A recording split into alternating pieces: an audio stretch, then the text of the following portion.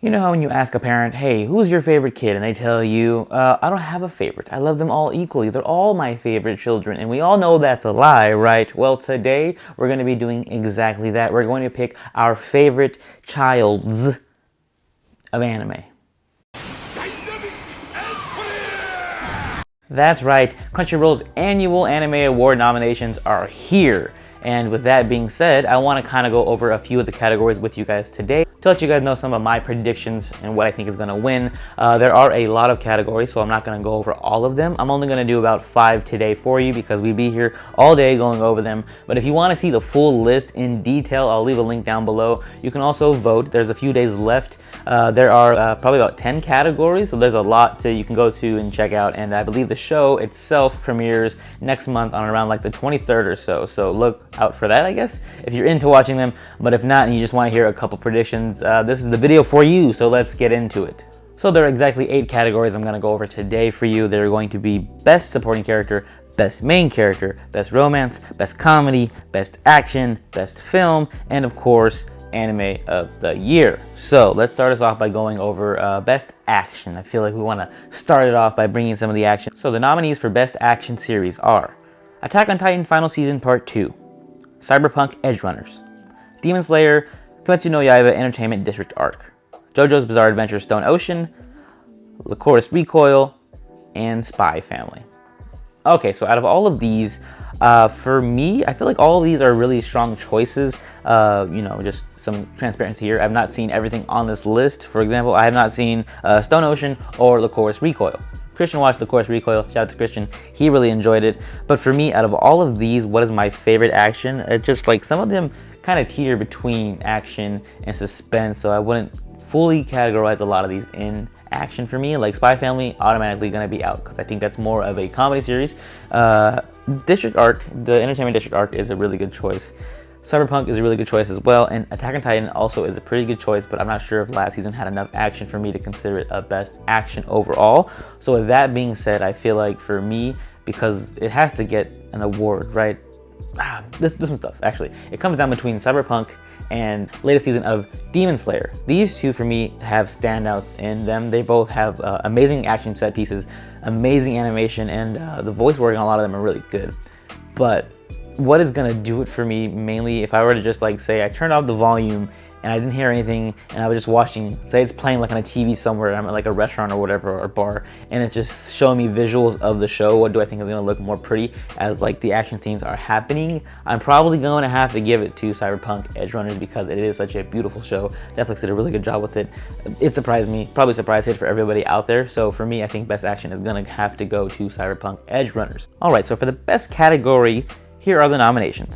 Kaguya-sama Love is War Ultra Romantic, Kotaro Lives Alone, My Dress Up Darling, Spy Family, Uncle from Another World, and your boy Kongming.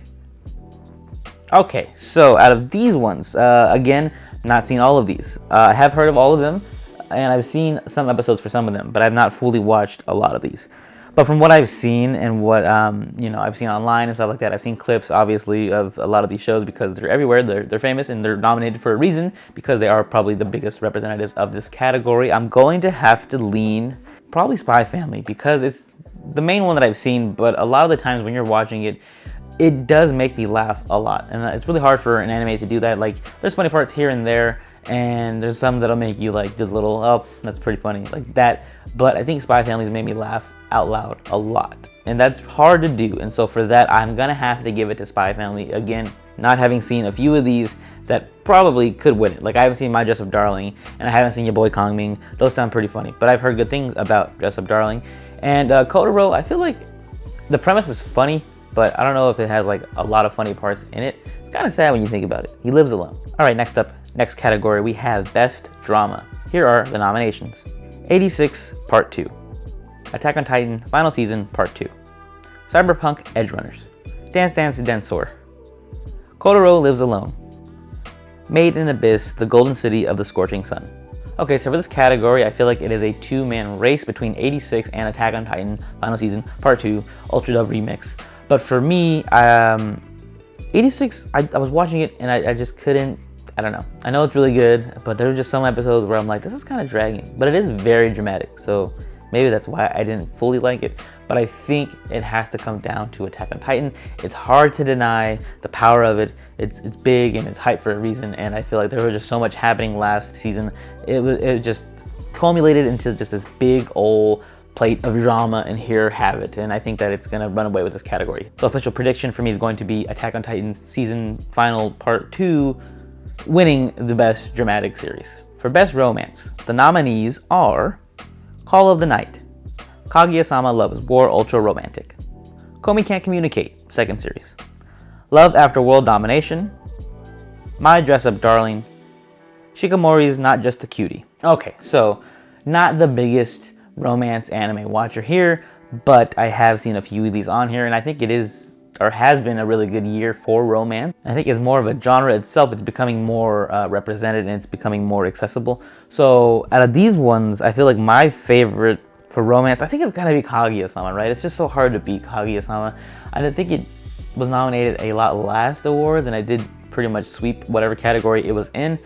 It might be a close second with like a My Dress Up Darling, but I think Kaguya-sama is it's just one of those ones that's just too powerful to beat, and I think that, yeah, it's gonna run away with the best romance for me. Next category, we have Best Film. The nominees are Bubble, Dragon Ball Super Superhero, Ino-Oh, Jujutsu Kaisen 0, One Piece Film Red, and The Deer King. Okay, so I think it's been a really, really good year for anime movies. There's just so many coming out now that hold weight to them. They're not just like empty films that are just kind of like, they're not canon, they're just whatever. I feel like the animation in a lot of the movies are getting big, and it's becoming more represented here in the States, at least. I know Japan, they go crazy with the numbers, but here it's getting a lot more representation, and I think that like social media, like TikTok and all that, have helped a lot of these films find success here in the States. So with that, market growing, I think they're going to focus more on making these films a little bit more grander, a little bit more just fun for everyone to watch, and they're going to be taken seriously a little bit more here. I think for me, I'm going to have to give it to Jujutsu Kaisen 0. It's probably like the more popular choice in the Crunchyroll realm. There's a panel of judges, and I think that they might lean Jujutsu Kaisen, though I do think that the Dragon Ball Super movie is really good. It's a really close second. But I think that Jujutsu Kaisen kind of holds a little bit more weight to it as far as the story goes. It is a like prequel to the main story, so that always helps when it's like something that kind of helps with the story and it's not just like its own thing. I know the Super movie does now kind of have canon within the universe, and it will come into play later on with their show. But I think that Jujutsu Kaisen kind of does a little bit more for the genre of films. We've gotten so many Dragon Ball movies that it's like, okay, cool. And it was cool and ambitious that they did like a 3D approach to their animation, but I think that Jujutsu Kaisen just kind of runs away with it for me.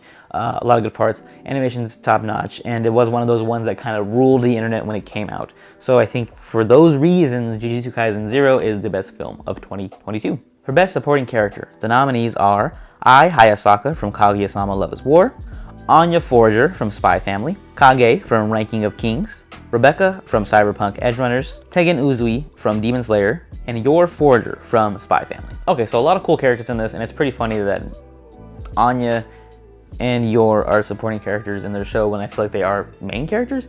But they got 2 nominations for supporting characters, so that's pretty big for them. But for me, I feel like my favorite one out of these,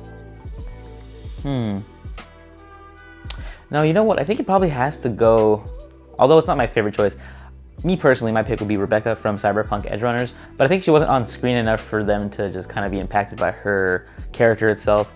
Though, people who watched the show did gravitate towards her, unless she was like super cool and all this stuff. But I think that Anya probably is going to win this because of the show that she's in, and she feels more like a main character than a supporting character. So I feel like she doesn't belong in this category because she's too strong to be in this category. It's too strong of a character to be in this category. And so for that, I think that she's going to easily win this one. So she definitely has to be the best supporting character of last year. Best main characters. The nominees are Boji from Ranking of Kings, Shishato Nishishigi from Licorice Recoil, David Martinez from Cyberpunk Edgerunners, Eren Yeager from Attack on Titan, Lloyd Forger from Spy Family, and Martin Kitagawa from My Dress Up Darling. Okay, so these characters, all heavy hitters, all great in their own right. I feel like they all could win the award because they all have like a strong case for them. But I feel like since Eren won it last year, I believe, I don't think they're going to give it to him again, though he was still a problem all around. He was just like this force of a character that's just, he's crazy. But I think from seeing all of these, so my favorite and probably the one that's going to win it is probably going to be Bojji from Ranking of Kings. I think that this is where they're going to get their award. I think that everybody loves him. Anybody who watches the show is just like, oh, he's so cute, but he's so powerful, and he's adorable. His character design is just like top notch, and it's just so funny that someone like him can compete against people like Eren Yeager or David from Cyberpunk Edgerunners. They're just all these like big strong characters, and it's just like, here's Bojji. He's tiny, he's cute, people love him. And yeah, for that, I think he is going to win the award for best character. And it's funny because he doesn't really say anything. He just exists, and that's just enough for him, I think, to win the award. And the final award that I'm going to be talking about, Anime of the Year. Here are the nominees. Attack on Titan Final Season Part 2, Cyberpunk Edgerunners, Demon Slayer Kimetsu no Yaiba Entertainment District Arc, Lycoris Recoil, Ranking of Kings, and Spy Family. So very clearly we have a lot of heavy hitters in this category, and if you were looking at the nominations from the previous awards, you can kind of see where the Anime of the Year was going. A lot of these shows themselves had a lot of representatives in different categories because they are great shows overall and all together. But from these, what do I think is going to win Anime of the Year? It's really hard to say. I feel like for me in my heart, what I enjoyed the most watching was probably the Attack on Titan season. It was just so crazy. There were so many twists and turns, and it's just one of those shows where it just captures you, and it's just the meme of like the horse being drawn really well, and then at one point it gets all gross and it gets progressively worse as he goes. That meme, that's the opposite of Attack on Titan. It started off as really detailed, the middle was detailed, the end is detailed, now it's on fire, it's a crazy horse. But is it enough to win the award this year? Because I believe, again, they won the award last year. It's tough to say because Demon Slayer, it was really good, but it was short because it was coming off of the shortened season from Mugen Train, so like this is just like the second half of it. Was there enough? Cyberpunk Edgerunners is really good, thought-provoking. People really enjoyed it. It was the surprise hit of the year. Again, have not seen Lycoris Recoil, so I can't really speak to that. Ranking of the Kings, another one that kind of was like out of nowhere. People were just like, oh, what's this gonna be? And it just became its big thing, and it's just like the least likely of all these to be in this category, I would say, based on just the way it looks. But once you watch it, you're like, oh, okay, I get it. And Spy Family, the family favorite that everyone loves, the comedy series. I fell off of it. I gave up on it after a while. There just wasn't enough for me. But that doesn't mean that's not good. So all of these have a chance of winning, and what do I think overall will win it? I think that if they want to get cute, they'll give it to Cyberpunk. I think that it has a very good chance to win. If they want to get cute, the judges, they can be like, you know what, Cyberpunk did its thing, I think it's going to win. But I think that it might have to, again, go to Attack on Titan, the final season part 2, because it's just so good, and it's just hard to beat. It's one of those categories. It's like LeBron going to the finals every year. He's always going to be there, and you always have to beat him. I don't think that there's enough this year to beat it itself. So yeah, I think that it is going to win again, and it probably will be nominated next year because the next part's coming out, and for Until We Die, it's going to keep coming out, and it's not going to end. But yeah, I think is going to win Anime of the Year, Attack on Titan Final Season Part 2. And those are all the nominees for the Crunchyroll Anime Awards. Like I said, there were a lot more categories that you can go look at that I didn't cover. I'll leave a link down below so you can go see more of the fun categories they have there. I enjoy the show a lot whenever they do it. It is fun to kind of have like a gathering of weebs and otakus and all that stuff, and people who would just enjoy the, anime itself. This is a chance for us to all come together. This is like our Oscars or whatever. We get to celebrate anime in itself. A fun event that they always put on too. They always stream it usually. They have cool hosts and like cool segments. So I do like it. They could still do a lot more with the show. I think that they can add more to it and make it like a bigger event. But for what it is now, every year when I watch it, I do enjoy it. So I'm glad that we have this to go off of every year to kind of give us like a check-in on like where anime is at and what shows that we were into during each year. So I just really enjoy the Anime Awards a lot, and hopefully that you guys, do too, and I hope you guys enjoyed like seeing prediction videos. So as always, you can subscribe down below, follow us down below, all that fun information there for you. And until next time, go vote for the awards, but also locally, it's important, and all this stuff. If you're into politics and